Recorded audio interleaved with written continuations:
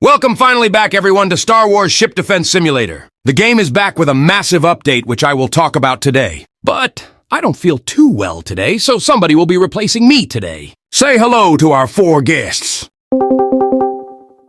Gentlemen, thank you for coming. The stage is yours. Let's start with looking at patch notes to see what is new. And there is a lot to talk about, fellas. Let's get the small things out of the way first, such as menu music toggle and a crate rework preventing exploits and inventory rework to show some ship information. 2 new unit rarities, those being uncommon and mythical. One of the uncommon examples is the Quasar, and mythical example would be Praetor Mark II. Then we have leaderboard systems showing who has the most wins in classic mode, infinite mode, weekly infinite mode, and top donators to the game. 4 new very known maps: Scarif, Jakku, Geonosis, and Endor. Now to the newly added ships. For Rebels, we have GR-75, CR-90, and Starhawk. For the Republic, we have Acclamator 1 and 2, version of Victory 2, Emperor Otter, and version of the Secular. And lastly, for the Empire, we have a Gozanti, Raider, Lancer, Dreadnought, Interdictor, both versions of the Victory class, version of the Venator, Immobilizer, Onager, Dominator, ISD-2, and the Allegiance. Last from small bits is the rework of the main lobby, which looks 10 times better than the old one. But now with all the small talk behind us, let's get to the main point of the video, which is the completely new gameplay and enemy system. So let's jump into a match. First new visible thing you can notice is that the difficulties have been renamed to better fit the tone of the game, with Tactical Ensign Droid being the easy mode, Super Tactical Captain Droid being the medium mode, and Admiral Grievous being the hard mode. I'll now tell you all about the most important aspects of the new gameplay. All towers now have a different costs for both credits and crew, so use your 500,000 crew wisely. When placing down a new ship, you will firstly see the range of your ship, and as you place it down, it will need few seconds to enter from the hyperspace.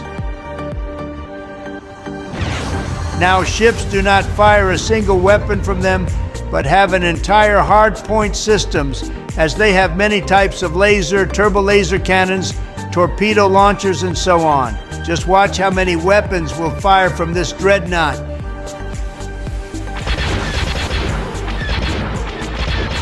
Pretty impressive, huh? But even all this power can now be crippled if you are not careful. Each tower has 2 types of health: shield health and hull health. Shield health will take damage first before the hull can be touched. Once it's reduced to 0, the hull will be taking damage. And when the ship is not being attacked, the shield will slowly start regenerating. The hull HP, when it will start taking damage, the hard points are at risk of being destroyed, making them unable to perform actions. You can repair main weapons when they are destroyed, but some hard points are unable to be fixed, locking you out of some elements for the ship. For example, if your shield generator is destroyed, you cannot regenerate and have shield at all. Or if your engine is destroyed, you cannot sell the ship, as it can't do a hyperspace jump. But now, probably the most impressive mechanic added in this update, which is ship movement. You can order your ship to move around the map anywhere on the blue zone, and each ship will move to that location with different speed and movement arcs. I find this mechanic very helpful, as you do not need to sell and place towers back to back. Just tell a ship to go there and done. Last gameplay aspect I will talk about are the starfighters. They can be launched from the ship as long as it has a hangar bay hardpoint. Each ship that has a hangar bay will have different kinds of starfighters, which will have their own HP depending if they are a squadron or a swarm. After launch, they can be set to be idle, attack first enemy, focus on intercepting enemy starfighters first, or stay within the ship and escort them against enemy starfighters. And that is all we have to say right now about the game.